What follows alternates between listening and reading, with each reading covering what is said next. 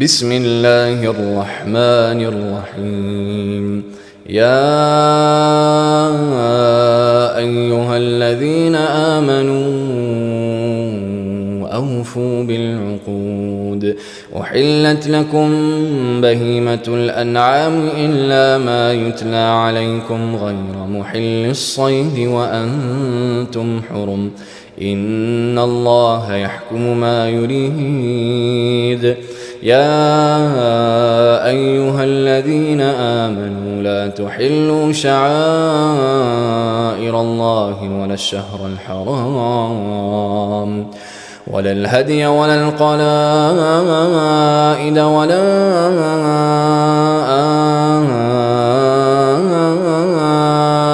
آمين البيت الحرام يبتغون فضلا من ربهم ورضوانا.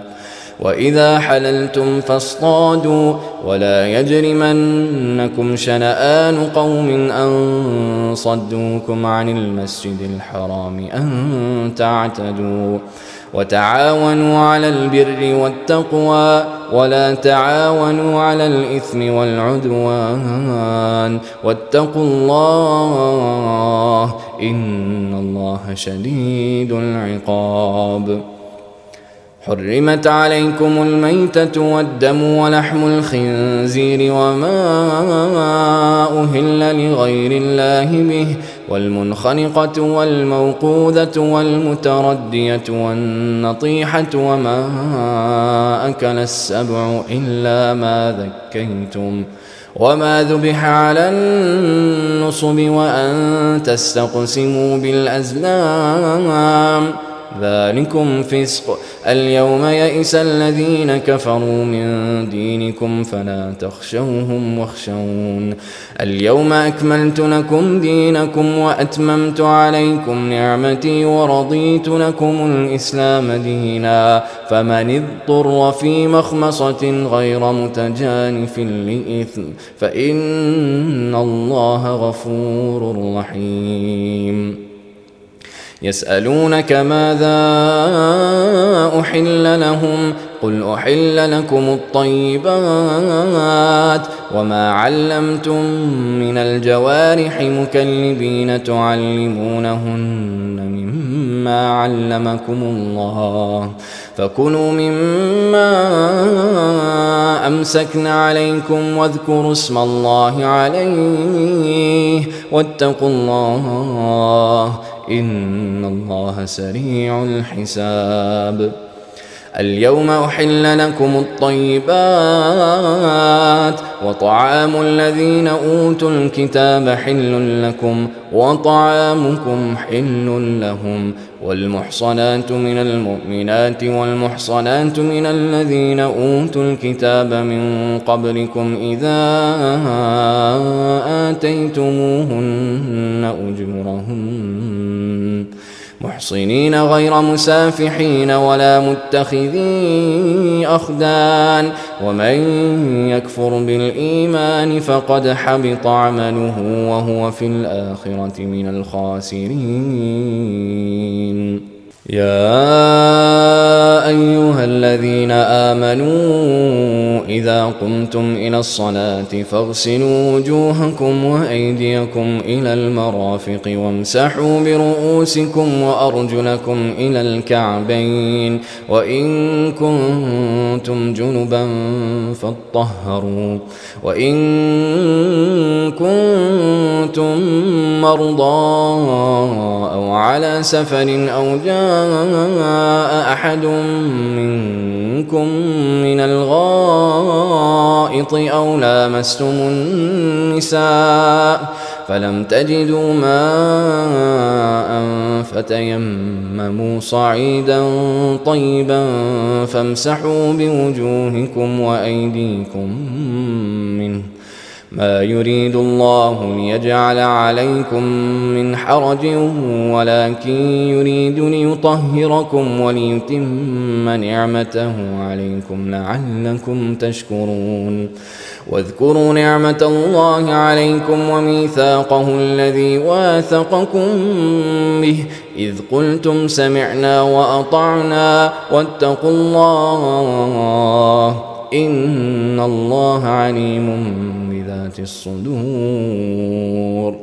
يا أيها الذين آمنوا كونوا قوامين لله شهداء بالقسط ولا يجرمنكم شنآن قوم على ألا تعدلوا اعدلوا هو أقرب للتقوى واتقوا الله إن الله خبير بما تعملون. وعد الله الذين آمنوا وعملوا الصالحات لهم مغفرة وأجر عظيم. والذين كفروا وكذبوا بآياتنا أولئك أصحاب الجحيم. يا أيها الذين آمنوا اذكروا نعمة الله عليكم إذ هم قوم أن يبسطوا إليكم أيديهم فكف أيديهم عنكم واتقوا الله وعلى الله فليتوكل المؤمنون. ولقد أخذ الله ميثاق بني إسرائيل وبعثنا منهم 12 نقيبا وقال الله إني معكم لئن أقمتم الصلاة وآتيتم الزكاة وآمنتم برسلي وعزرتموهم وأقرضتم الله قرضا حسنا لأكفرن عنكم سيئاتكم ولأدخلنكم جنات تجري من تحتها الأنهار فمن كفر بعد ذلك منكم فقد ضل سواء السبيل. فبما نقضهم ميثاقهم لعناهم وجعلنا قلوبهم قاسية يحرفون الكلم عن مواضعه ونسوا حظا مما ذكروا به ولا تزال تطلع على خائنة منهم إلا قليلا منهم فاعف عنهم واصفح إن الله يحب المحسنين. ومن الذين قالوا إنا نصارى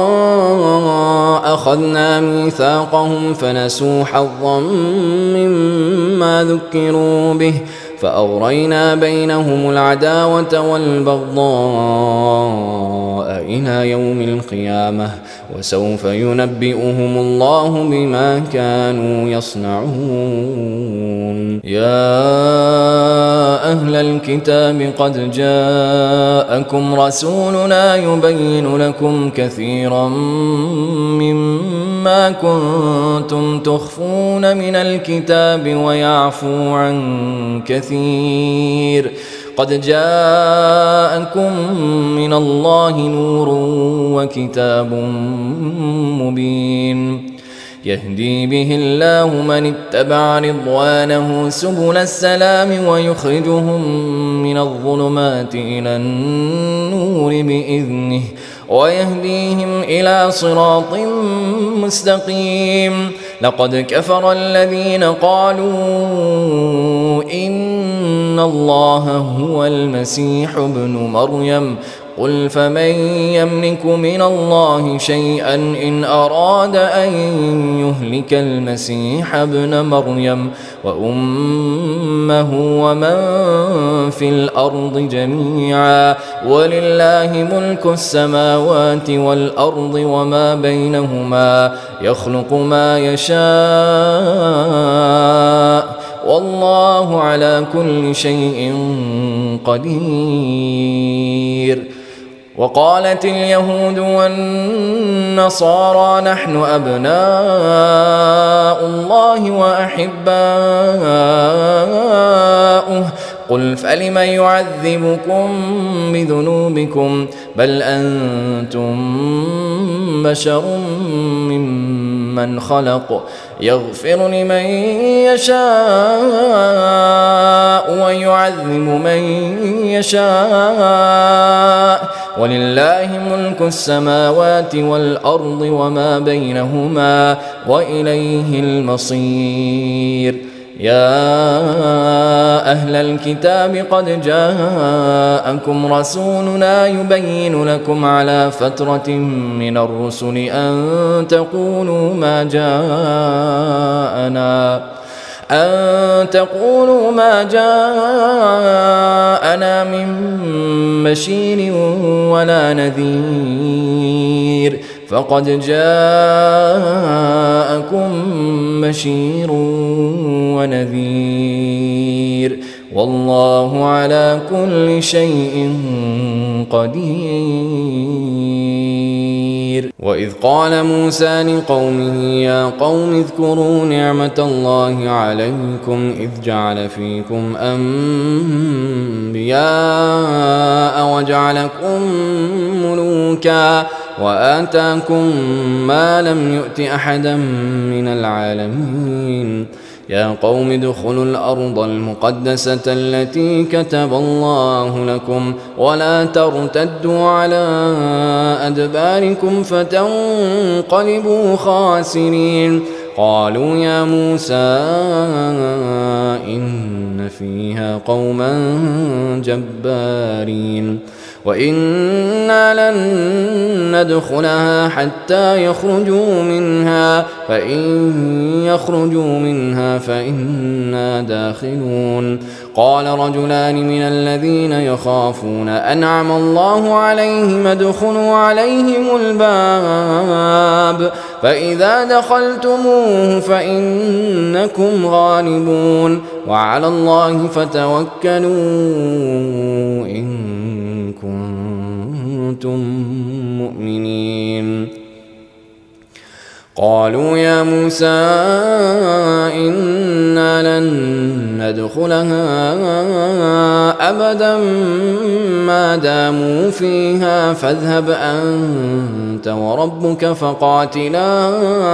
إنا هاهنا قاعدون. قال رب إني لا أملك إلا نفسي وأخي فافرق بيننا وبين القوم الفاسقين. قال فإنها محرمة عليهم 40 سنة يتيهون في الأرض فلا تأس على القوم الفاسقين.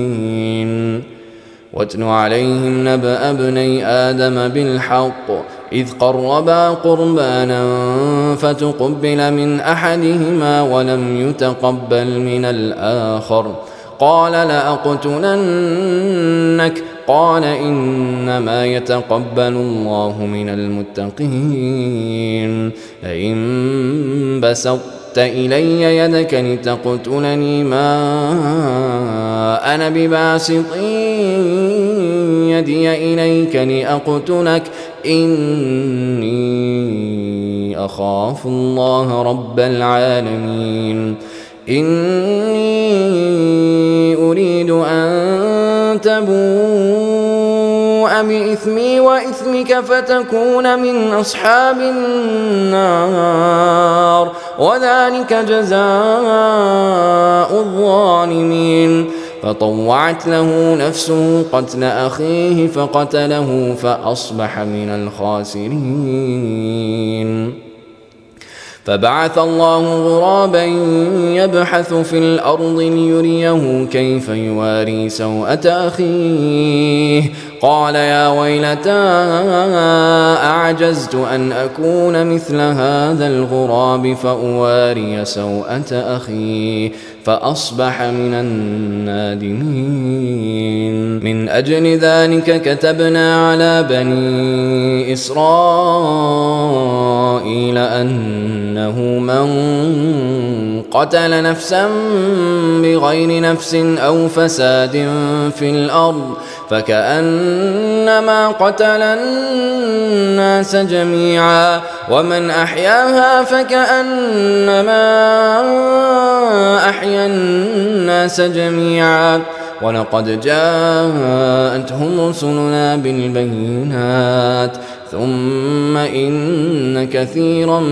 منهم بعد ذلك في الأرض لمسرفون إنما جزاء الذين يحاربون الله ورسوله ويسعون في الأرض فسادا أن يقتلوا أو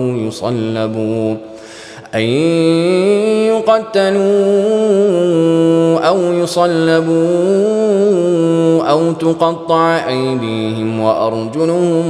من خلاف أو ينفوا من الأرض ذلك لهم خزي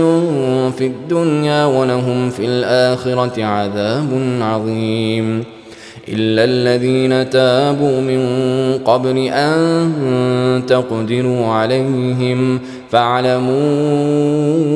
أن الله غفور رحيم يا أيها الذين آمنوا اتقوا الله وابتغوا إليه الوسيلة وجاهدوا في سبيله لعلكم تفلحون إن الذين كفروا لو أن لهم ما في الأرض جميعا ومثله معه ليفتدوا به من عذاب يوم القيامة ما تقبل منهم ولهم عذاب أليم يريدون أن يخرجوا من النار وما هم بخارجين منها ولهم عذاب مقيم والسارق والسارقة فاقطعوا أيديهما جزاء بما كسبا نكالا من الله والله عزيز حكيم فمن تاب من بعد ظلمه وأصلح فإن الله يتوب عليه إن الله غفور رحيم ألم تعلم أن الله له ملك السماوات والأرض يعذب من يشاء ويغفر لمن يشاء والله على كل شيء قدير يا أيها الرسول لا يحزنك الذين يسارعون في الكفر من الذين قالوا آمنا بأفواههم ولم تؤمن قلوبهم ومن الذين هادوا سماعون للكذب سماعون لقوم آخرين لم يأتوك يحرفون الكلم من بعد مواضعه يقولون إن أوتيتم هذا فخذوه وإن لم تؤتوه فاحذروا ومن يرد الله فتنته فلن تملك له من الله شيئا أولئك الذين لم يرد الله أن يطهر قلوبهم لهم في الدنيا خزي ولهم في الآخرة عذاب عظيم سماعون للكذب أكالون للسحت فإن جاءوك فاحكم بينهم أو أعرض عنهم وإن تعرض عنهم فلن يضروك شيئا وإن حكمت فاحكم بينهم بالقسط إن الله يحب المقسطين وكيف يحكمونك وعندهم التوراة فيها حكم الله ثم يتولون من بعد ذلك وما أولئك بالمؤمنين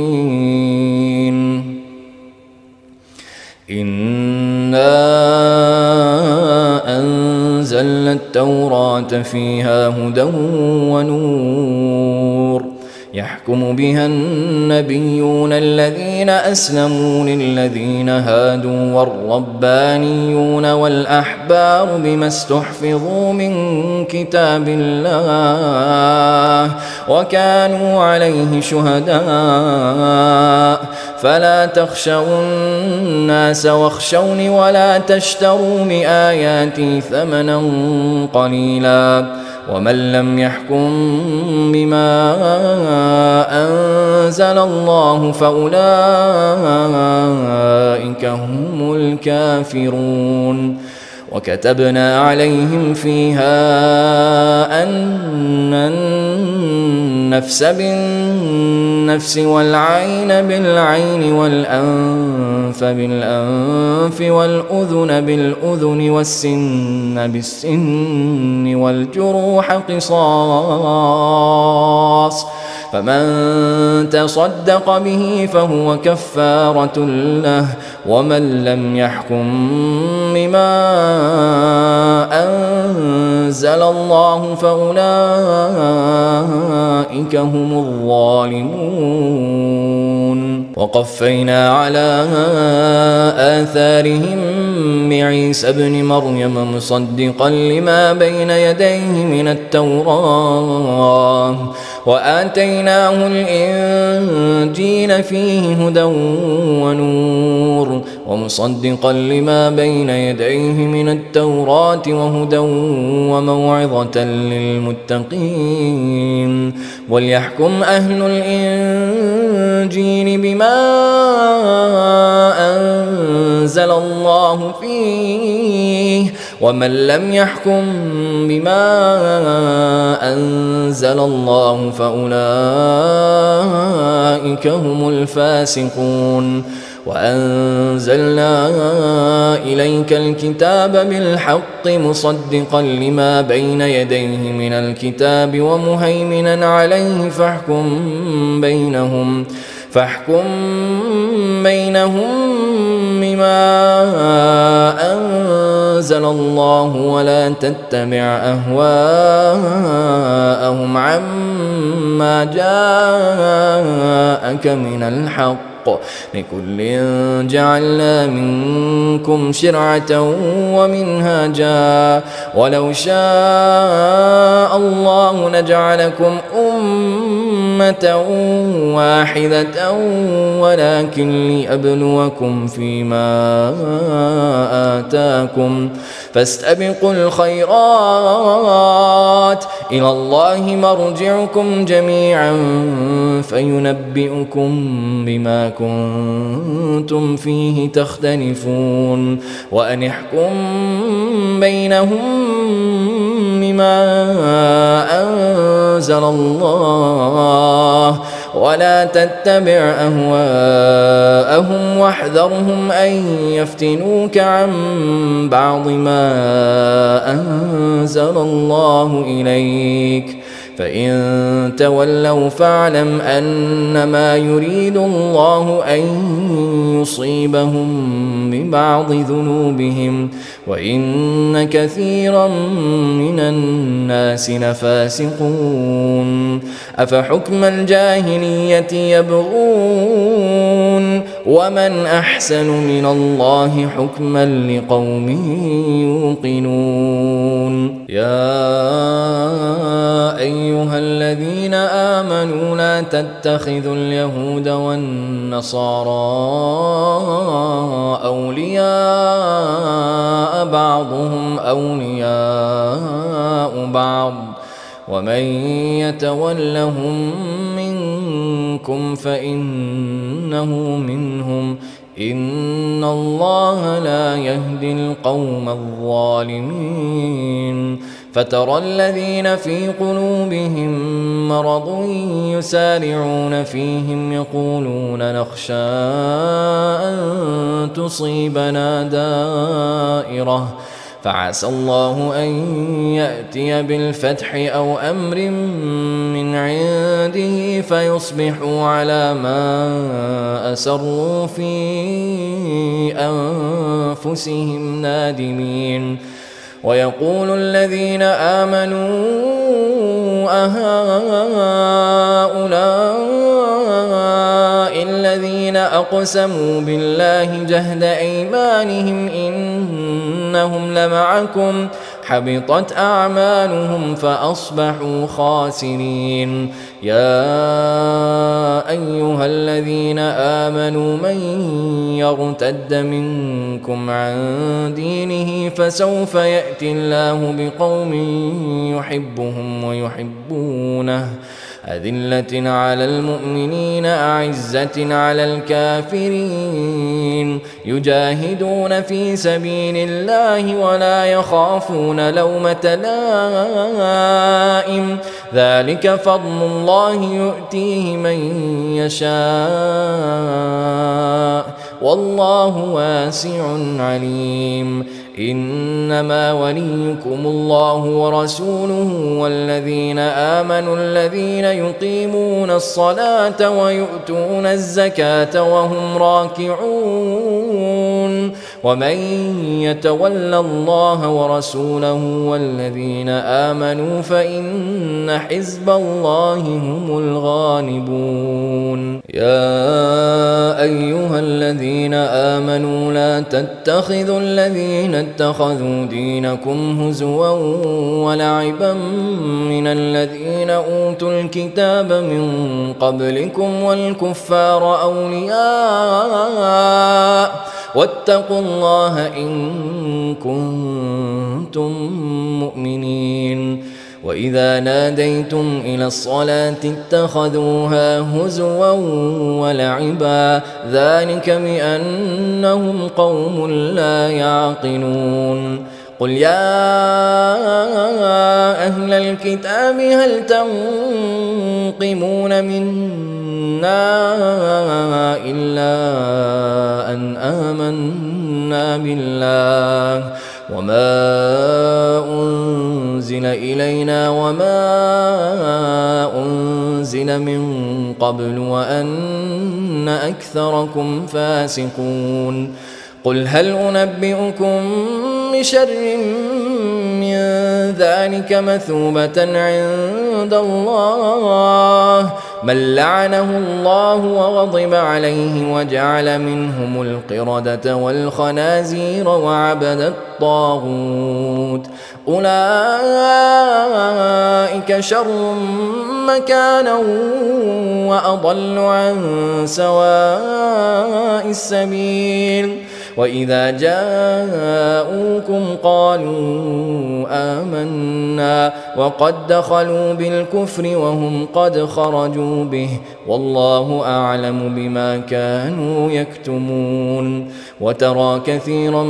منهم يسارعون في الإثم والعدوان وأكلهم السحت لبئس ما كانوا يعملون. لولا ينهاهم الربانيون والأحبار عن قولهم الإثم وأكلهم السحت لبئس ما كانوا يصنعون. وقالت اليهود يد الله مغلولة غلت أيديهم ولعنوا بما قالوا بل يداه مبسوطتان ينفق كيف يشاء وليزيدن كثيرا منهم ما أنزل إليك من ربك طغيانا وكفرا وألقينا بينهم العداوة والبغضاء إلى يوم القيامة كلما أوقدوا نارا للحرب أطفأها الله ويسعون في الأرض فسادا والله لا يحب المفسدين. ولو أن أهل الكتاب آمنوا واتقوا لكفرنا عنهم سيئاتهم ولأدخلناهم جنات النعيم. ولو أنهم أقاموا التوراة والإنجيل وما أنزل إليهم من ربهم لأكلوا من فوقهم ومن تحت أرجلهم منهم أمة مقتصدة وكثير منهم ساء ما يعملون. يا أيها الرسول بلغ ما أنزل إليك من ربك وإن لم تفعل فما بلغت رسالته والله يعصمك من الناس إن الله لا يهدي القوم الكافرين. قل يا أهل الكتاب لستم على شيء حتى تقيموا التوراة والإنجيل وما أنزل إليكم من ربكم وليزيدن كثيرا منهم ما أنزل إليك من ربك طغيانا وكفرا فلا تأس على القوم الكافرين. إن الذين آمنوا والذين هادوا والصابئون والنصارى من آمن بالله واليوم الآخر وعمل صالحا فلا خوف عليهم ولا هم يحزنون. لقد أخذنا ميثاق بني إسرائيل وأرسلنا إليهم رسلا كلما جاءهم رسول بما لا تهوى أنفسهم فريقا كذبوا وفريقا يقتلون. وحسبوا ألا تكون فتنة فعموا وصموا ثم تاب الله عليهم ثم عموا وصموا كثير منهم والله بصير بما يعملون. لقد كفر الذين قالوا إن الله هو المسيح ابن مريم وقال المسيح يا بني إسرائيل اعبدوا الله ربي وربكم إنه من يشرك بالله فقد حرم الله عليه الجنة ومأواه النار وما للظالمين من أنصار. لقد كفر الذين قالوا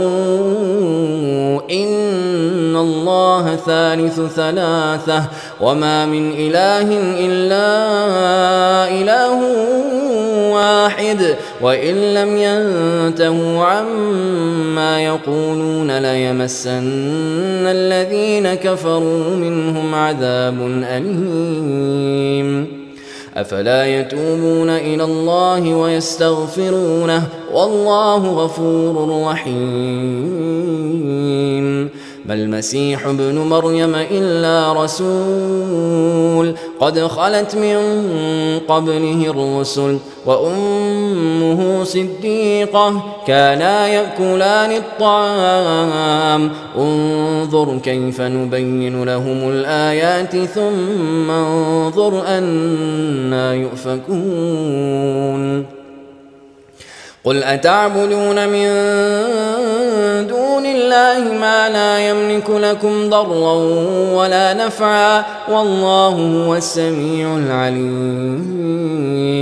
قل يا أهل الكتاب لا تغلوا في دينكم غير الحق ولا تتبعوا أهواء قوم قد ضلوا من قبل وأضلوا كثيرا وضلوا عن سواء السبيل. لعن الذين كفروا من بني إسرائيل على لسان داود وعيسى بن مريم ذلك بما عصوا وكانوا يعتدون. كانوا لا يتناهون عن منكر فعلوه لبئس ما كانوا يفعلون ترى كثيرا منهم يتولون الذين كفروا لبئس ما قدمت لهم أنفسهم أن سخط الله عليهم وفي العذاب هم خالدون ولو كانوا يؤمنون بالله والنبي وما أنزل إليه ما اتخذوهم أولياء ولكن كثيرا منهم فاسقون لتجدن أشد الناس عداوة للذين آمنوا اليهود والذين أشركوا ولتجدن أقربهم مودة للذين آمنوا الذين قالوا إنا نصارى ذلك بأن منهم قسيسين ورهبانا وأنهم لا يستكبرون وإذا سمعوا ما أنزل إلى الرسول ترى أعينهم تفيض من الدمع مما عرفوا من الحق يقولون ربنا آمنا فاكتبنا مع الشاهدين وما لنا لا نؤمن بالله وما جاءنا من الحق ونطمع أن يدخلنا ربنا مع القوم الصالحين فأثابهم الله بما قالوا جنات تجري من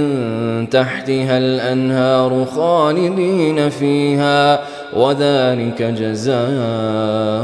المحسنين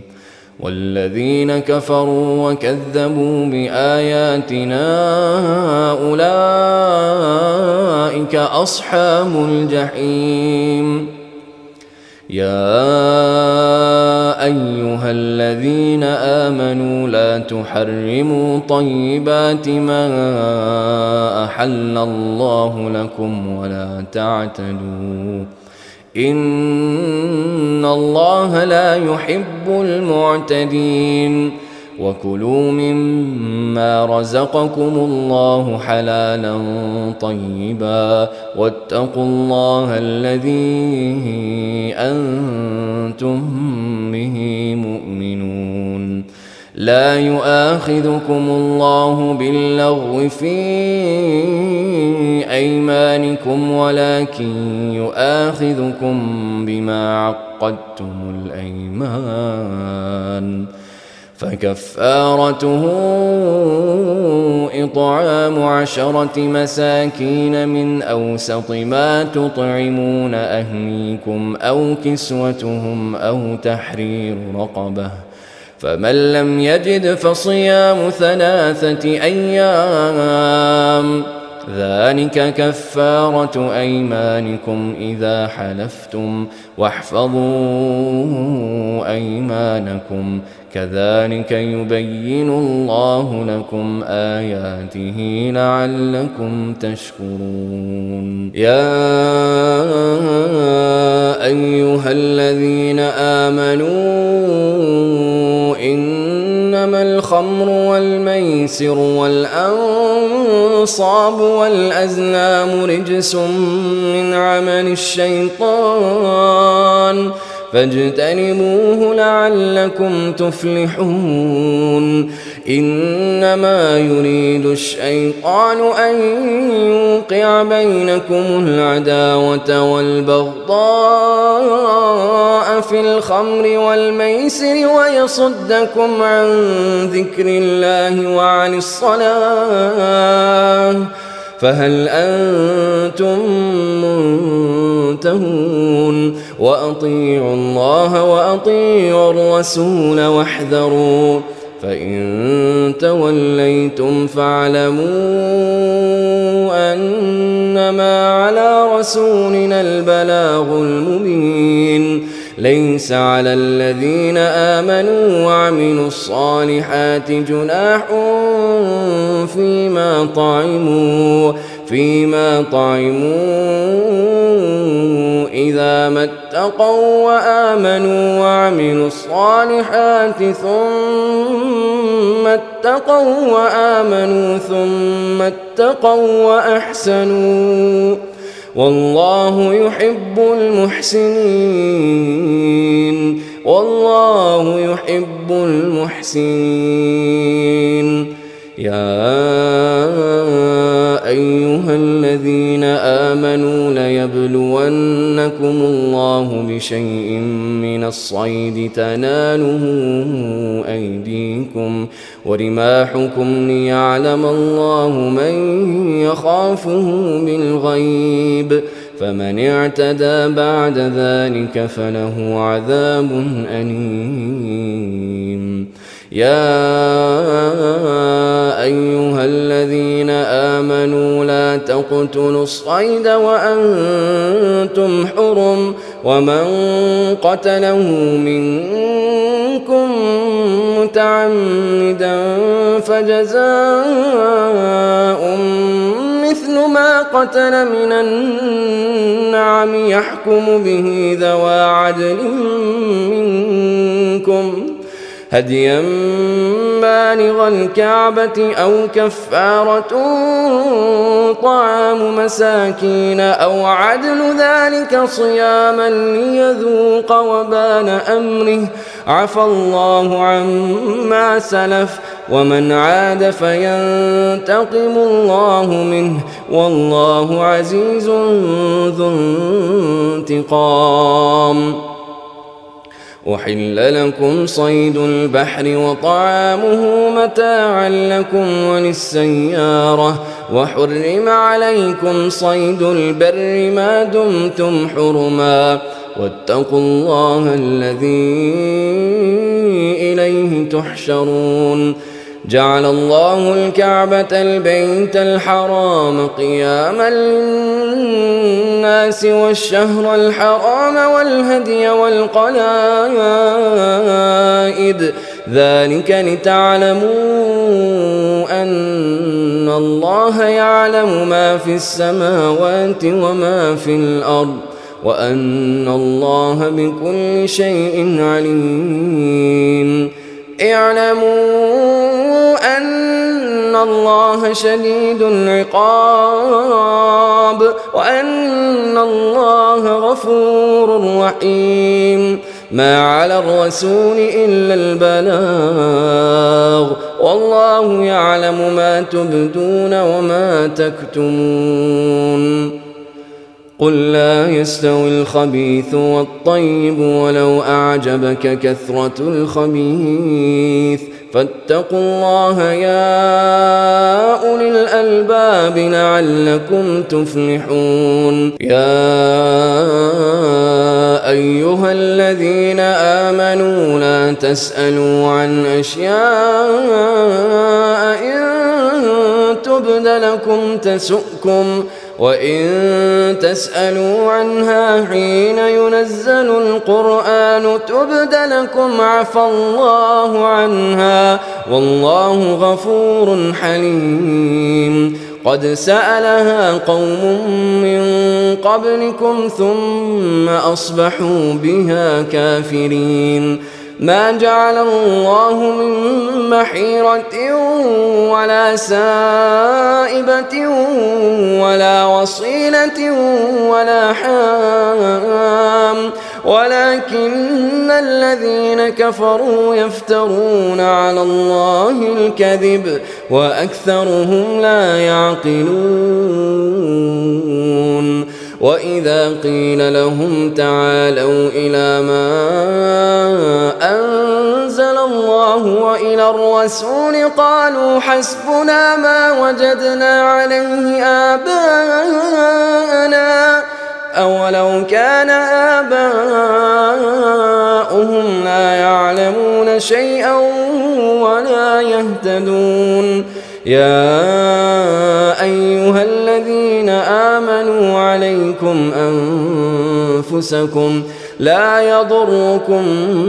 من ضل إذا اهتديتم إلى الله مرجعكم جميعا